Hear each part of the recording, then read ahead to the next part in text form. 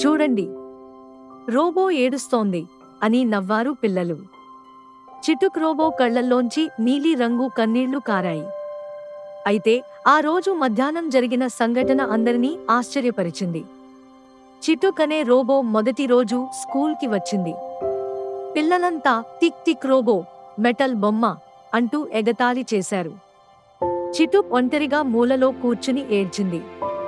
మధ్యాహ్నం భోజన సమయంలో సైన్స్ ల్యాబ్లో ఒక్కసారిగా మంటలు చెలరేగాయి.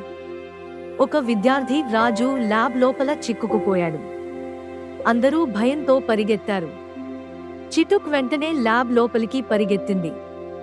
దాని శరీరంలోని వాటర్ స్ప్రే సిస్టంతో మంటలను అదుపు చేస్తూ తన కెమెరా సెన్సార్స్తో రాజుని వెతికింది. పొగ మధ్యలో కూడా చిటుక్ రాజుని కనుక్కుని అతన్ని సురక్షితంగా బయటకు తీసుకొచ్చింది. దాని మెటల్ బాడీ కాలిపోయి రంగు మారిపోయింది. ఆ రోజు నుండి ఎవరూ చిటుక్ని ఎగతాళి చేయలేదు.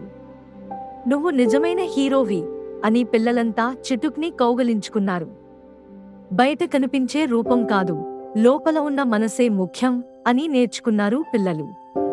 ఇప్పుడు చిటుక్ కళ్లల్లో సంతోషపు నీలి కన్నీళ్లు.